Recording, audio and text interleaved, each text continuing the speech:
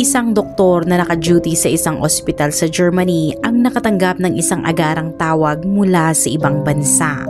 Maikli lamang ang mensahe ngunit sapat na iyon para mabitawan niya ang telepono mismo sa loob ng operating room.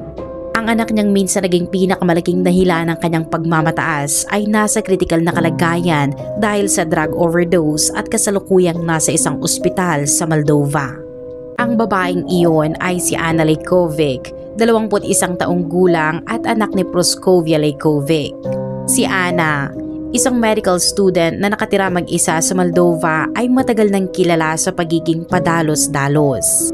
Mula pagkabata, inilarawan na siyang malaya ang kilos, madalas uminom at ilang beses nang nasangkot sa paggamit ng droga, kabilang na ang ilang insidente ng overdose. Kaya naman nang malaman ni Praskovia ang nangyari, hindi siya nag-atubili kahit isang sandali. Tinapos niya ang kanyang operasyon, lumabas ng ospital at saka sumakay sa pinakamalapit na flight patungong Moldova. Pagdating niya roon, dumiretso siya sa tahanan ni Anna habang kumakabog ang dibdib sa takot at pagkakasala. Iniisip ang lahat ng posibleng nangyari sa anak na minamahal niyang lubos. Upang maunawaan kung bakit ganoon ang pagkakabigla ni Praskovia, kailangang balikan natin ang kanyang nakaraan. Pero bago tayo magpatuloy, welcome back sa aking YouTube channel kung saan tinatalakay natin ang mga kasong halos nakalimutan na ng panahon, mga kasong minsang nagpagimbal sa buong mundo at mga kasong bumago sa buhay ng napakaraming tao. Kung bago ka pa lamang sa aking YouTube channel at kung mahilig ka sa mga investigasyon at misteryo, huwag kalimutang mag-subscribe at i-turn on na rin ang notification bell para manatiling updated sa mga susunod na uploads. Ipinanganak at lumaki si Praskovia sa Moldova, isang maliit na bansa na matatagpuan sa pagitan ng Romania at Ukraine sa silangang Europa. Mula pa noong kabataan niya, kilala na siya bilang isang pambihirang estudyante. Masipag, disiplinado at palaging nangunguna sa klase. Pumasok siya sa medical school sa edad na 18. Habang nag-aaral, nakilala niya si Basil, isang batang negosyanteng mahusay at kilala noon sa business community ng Moldova. Mabilis silang nakapagpalagayan ng loob, nagmahalan at maaga ring nagpakasal. Isang taon matapos ang kanilang kasal, ipinanganak ang kanilang unang anak na si Anna. Ngunit hindi tumagal ang masayang pagsasama. Tulad ng maraming medical students, matindi ang pressure na hinarap ni Praskovia at habang binabalanse ang pagiging ina sa mabibigat na pangangailangan ng medical school, halos imposibleng maging maayos ang lahat. Samantala, abala rin si Basil sa pagpapatakbo ng kanyang negosyo. Dahil walang sino man sa kanila ang kayang alagaan si Anna ng buong oras, napilitan silang iwanan ang bata sa pangangalaga ng mga magulang ni Basil. Sa kasamaang palad, mabilis ding lumayo ang loob ng mag-asawa sa isa't isa at kalaunan sila ay naghiwalay. Si Praskovia ay binigyan ng full custody.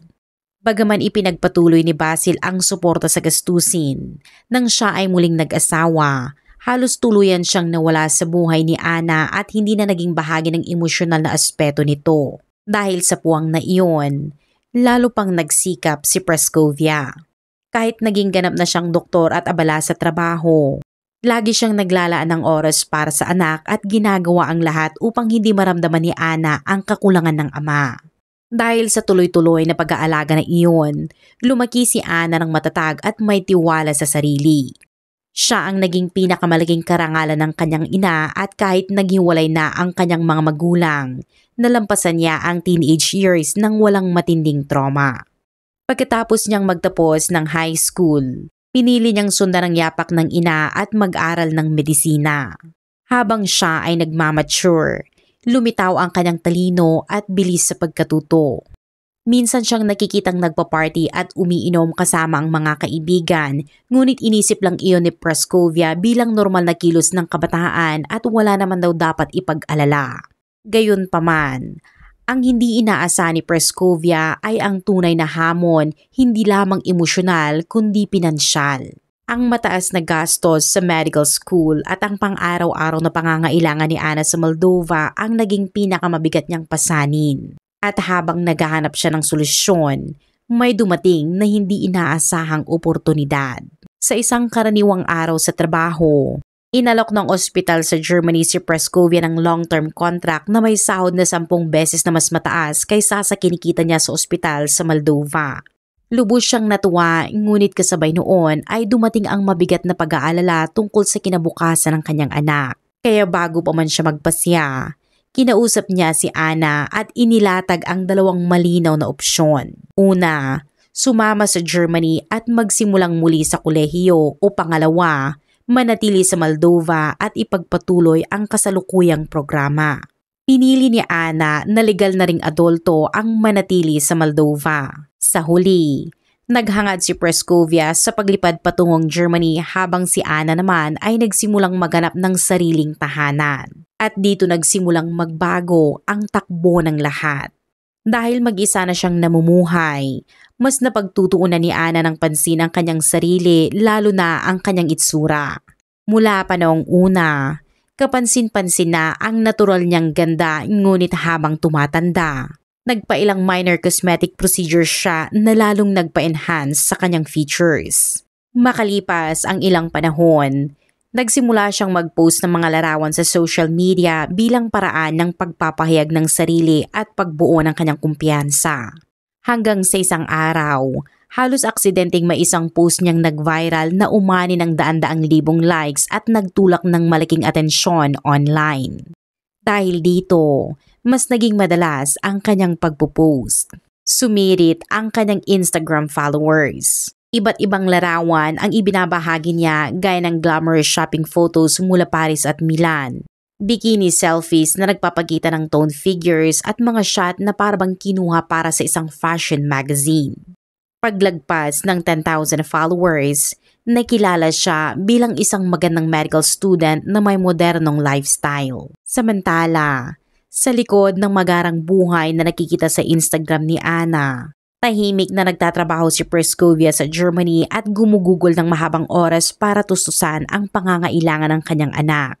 Dahil natatakot siya na ang pagkawala ng father figure ay mag-iwan ng emosyonal na sugat, hindi siya nagdalawang isip na gumastos ng maluwag. Dahil dito, mas maginhawa ang pamumuhay ni Anna kumpara sa karamihan ng kanyang mga kaklase. At kalaunan, nang maging settled na si Praskovia sa Germany, binilhan pa niya ng isang luxury apartment si Anna sa Moldova bilang regalo. Kaya tuwing tinitingnan niya ang Instagram feed ng kanyang anak, nakakaramdam siya ng ginhawa. Ang mga stylish na damit, masiglang ngiti sa kanyang mga selfie at ang imahe ng isang masayang buhay ay nagsilbing kapanatagan para sa kanya. Dahil pinaniwala siyang mas maganda at mas maayos ang buhay na tinatamasa ni Anna kumpara sa anumang pinagdaanan niya noon. Ang hindi alam ni Praskovia ay ang totoong nangyayari sa likod ng mga larawang mukhang perpekto sa social media. Sa realidad, mula nang lumipat siya sa Germany at nagsimulang mamuhay mag-isa si Anna, nagkaroon ang dalaga ng ganap na kontrol sa kanyang buhay at ang kalayaang iyon ay mabilis na nauwi sa kawalan ng direksyon. Madalas siyang magdaos ng mga party, umiinom ng sobra-sobra kasama ang mga kaibigan sa bahay at nang hindi na sapat ang sensasyon mula sa alak, tuluyan siyang pumihit patungo sa droga. Hindi nagtagal, ang magdamagang party at pabigla-biglang pakikipagrelasyon ay naging bahagi na ng kanyang araw-araw at doon naging konektado ang tawag mula sa ospital. Nang dalhin si Anna sa ER, halos 3 taon na ang nakalipas mula nang huli silang magkasama ng kanyang ina sa isang bubong. Bagamat sa panlabas ay mukhang maayos ang buhay ni Anna, ang totoo, unti-unti na siyang lumulubog sa isang mapanirang pamumuhay. Gayunpaman, nang matanggap ni Praskovia ang tawag mula sa ospital, wala siyang kaalam-alam sa totoong kinasadlakan ng kanyang anak at sa oras na iyon. Hindi niya hinayaang magtagal pa ang kahit isang segundo ng pag-aalinlangan.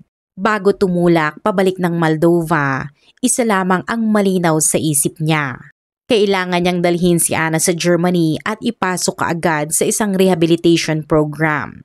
Kaagad siyang nakipag-ugnayan sa kanyang mga kakilala sa medical field upang makahanap ng pinakamagandang pasilidad para sa pagaling ng kanyang anak. Ang natitira na lang ay kung paano niya mahihikayat si Ana na sumama. At dala ng matinding determinasyong iyon, dumiretso siya sa apartment ng dalaga at pumasok. Pagbukas pa lamang ng pinto, sinalubong siya ng makapal na amoy ng marihuana na halos nagpahirap sa kanyang paghinga. Magulo ang buong lugar. Nagkalat ang mga damit sa sahig, sari-saring bote ng alak ang nakapatong kung saan-saan at ramdam ang masamang amoy na nagpapahiwatig ng matagal na kapabayaan. Sa sofa, nakahandusay si Ana, halatang pagod at walang malay. Sa mesa, sa harapan niya, may nakalahad pang kalahating bote ng alak at bakas ng puting pulbos na hindi man lang nalinis. Agad na lumapit si Praskovia. Lumuhod sa tabi ng kanyang anak at hinawakan ito sa balikat, marahan ngunit matatag na ginigising. Ang naging reaksyon ni Ana ay labis na nakakabahala. Kaunti lang ang iminulat ng mga mata niya kahit ilang ulit siyang ginigising. Halatang lasing at wala sa sarili na parabang kilala niya ang presensya ng ina ngunit hirap tumayo. Nang sinubukan niyang bumangon, natumba siya at halos mawalan ng balanse. Sa mabutla niyang mukha at payat na pangangatawan, agad na napagtanto ni Praskovia kung gaano kalubha ang sitwasyon ng kanyang anak. Habang hawak ang balikat nito, may hinahon niya itong pinakiusapan at ipinaliwanag niya na kung magpapatuloy si Ana sa ganitong pamumuhay, hindi nakakayanin ng katawan nito. Sinabi rin niyang nakahanap na siya ng isang mataas na antas ng rehab center at taimtim na nakiusap na sumama na ito sa kanya. Ngunit ang sumunod na nangyari ay yumanig sa kanya. Sa halip na kumalma, biglang sumiklab si Ana sa matinding galit. Nagsisigaw siyang hindi niya kailangan ng tulong, itinulak ang kanyang ina palayo at nagsimulang magwala sa gitna ng pagkapanik. Dahil mataas at hindi matatag ang kanyang emosyon, humagulgol siya ng malakas at ipinapahayag na kasalanan daw ng kanyang ina ang lahat. Habang lalong tumitindi ang emosyon, paulit-ulit niyang isinisigaw na matagal na raw nawala si Praskovia at ngayon ay bigla na lamang sinusubukang kontrolin ang kanyang buhay. Lalo pang umigting ang pagkakagulo at sa biglaang silakbo ng galit. Tumayo si Ana at mabilis na tumakbo papuntang kusina. Hindi nagdalawang isip si Ana at bigla niyang binuksan ang isang drawer, hinugot ang isang kutsilyo at mabilis na bumalik sa direksyon ng kanyang ina. Si Praskovia na nasa likuran lang ay halos hindi na nakapag-react bago sumugod si Ana. Tumama ang unang saksak, kasunod ng isa pa at isa pa. Nagpatuloy ang sunod-sunod na pag-atake, mabilis at wala ng kontrol hanggang sa bumagsak si Praskovia sa sahig. Habang lumalala ang sitwasyon, hindi pa rin humihinto si Ana. Umupo siya sa ibabaw ng katawan ng kanyang ina at itinuon ang pag-atake sa bandang abdomen. Sumisigaw si Praskovia sa sakit ngunit determinado si Ana at hindi tumitigil. Sa puntong iyon, ginamit niya ang kaalamang nakuha niya bilang isang medical student. Dahil alam niya ang mga bahagi ng katawan, pinagtuunan niya ang mga ito sa paraang alam niya mismo kung nasaan ang mga ito. Maya-maya, inalis niya ang ilang bahagi ng katawan ng ina mula sa loob at ginamit ang kutsilyo upang hatiin ang mga ito sa mas maliliit na piraso. Nang magkalat sa paligid ang mga naturang bahagi, mahinahon niyang itinapon ang mga iyon at inilagay sa basurahan na parabang nagtatapon lamang ng karaniwang bagay. Pagkatapos nito, tumungo siya sa banyo, naglinis ng sarili at makalipas ang ilang minuto, nakaupo na siya sa harap ng kanyang salamin, mahina pang humuhuni habang nag-aayos ng mukha na parabang walang nangyari. Ilang sandali pa, lumabas siya ng apartment upang makipagkita sa kanyang nobyo at sa buong oras na iyon, kumilos siya na parang normal. Nag-champagne sila, nag-dinner at masayang nag-usap. Hanggang sa humupa ang gabi at sa kalagitnaan ng isang karaniwang pag-uusap, dahan-dahang sinabi ni Ana na pinatay niya ang kanyang ina. Noong una, inakala ng nobyo na nagbibiro lamang siya pero nang makita niya ang malamig na tingin ng dalaga at marinig ang seryosong tono nito, bigla siyang kinabahan.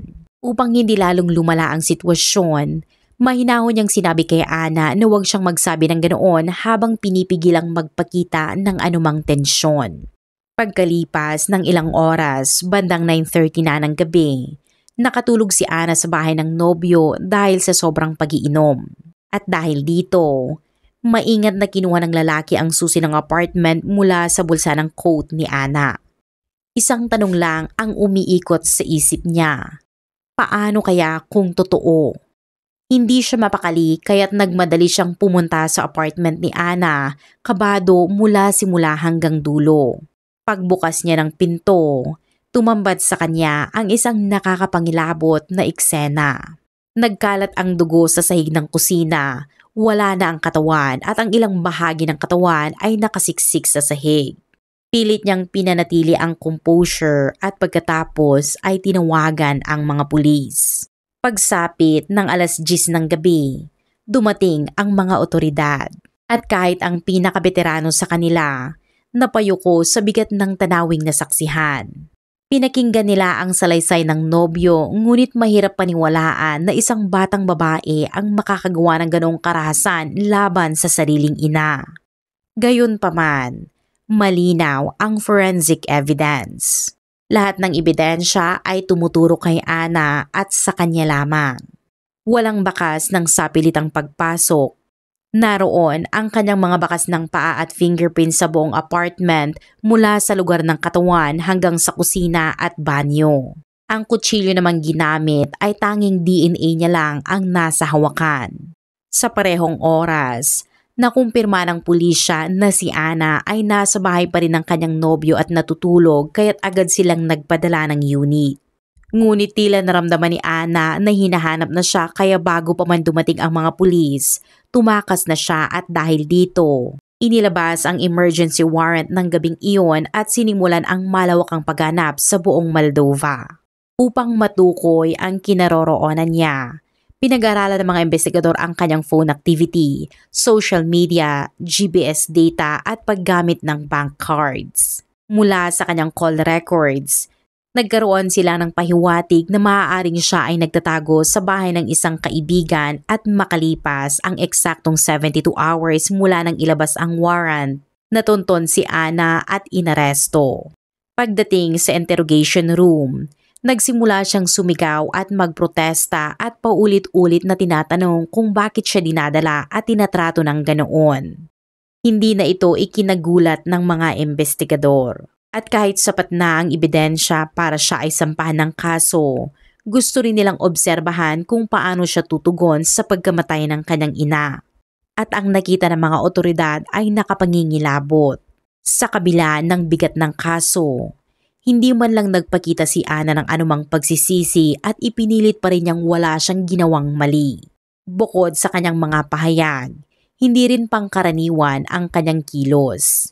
Iniiwasan ng kahit sinong tumitingin sa kanya, hindi tumutugon sa simpleng tanong at patuloy na kinakalikot ang kanyang mga kuko at minsan pa ay napapangiti ng mag-isa na parang wala sa ayos. 3 araw matapos ang insidente, humarap si Ana sa korte para sa kanyang unang hearing noong 16 ng Disyembre taong 2020. Ayon sa batas sa Moldova, dapat maisagawa ang unang pagdinig sa loob ng 72 oras mula nang siya ay ma-detain. Doon, ibinunyag ng mga prosecutor ang isang nakakagulat na detalye. Ang biktima umano ay nawala ng internal organs habang siya ay buhay pa.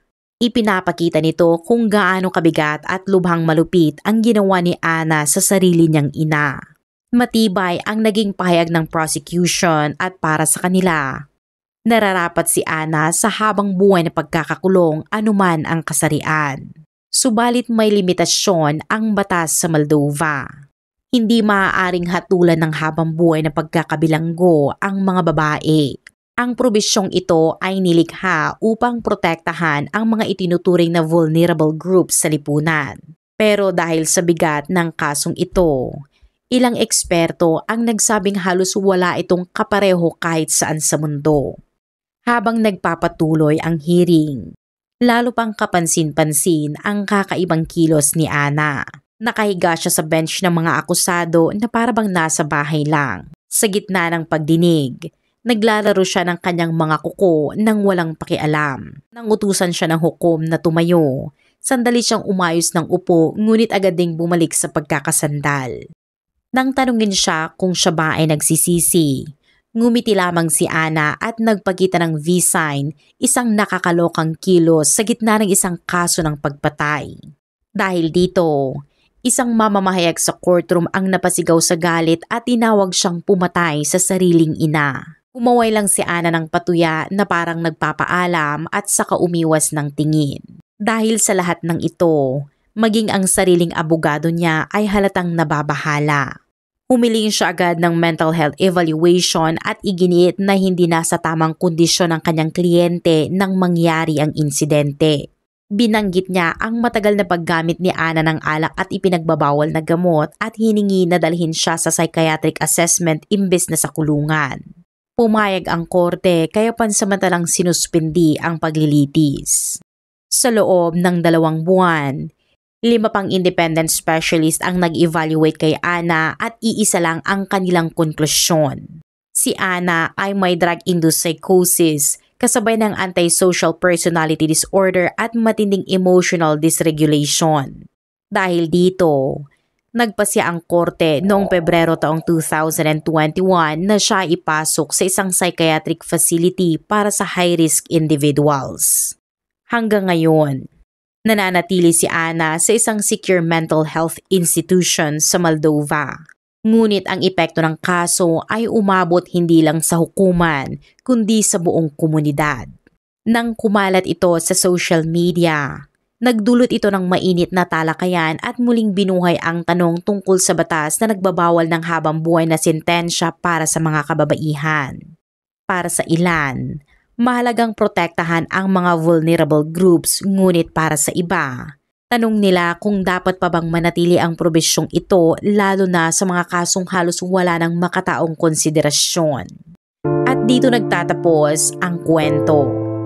Isang paalala na sa likod ng batas, debate at headline, may mga pamilyang nawasak at mga buhay na hindi na maibabalik. Kaya sana habang patuloy tayong nakikinig at natututo mula sa mga kasong ito, huwag nating kalimutan ang pinakamahalagang aral. Ang kalayaan ay may kasamang responsibilidad at ang bawat desisyon, maliit man o malaki, ay may epekto sa mga taong nakapaligid sa atin. Hanggat may mga ganitong pangyayari, kailangan nating magtanong, magsuri at higit sa lahat, maging mas maingat at mas makatao bilang isang lipunan. Kung natapos mo ang video, maaari mo bang ikomento sa ibaba kung anong oras mo ito napanood at tiga saan ka para malaman namin kung saan umabot ang video na ito. Maraming salamat sa panonood at huwag kalimutang mag-like, mag-share at mag-subscribe para sa iba pang kwentong nagbibigay ng aral at mas malalim na pag-unawa sa mga pangyayaring umukit ng marka sa mundo.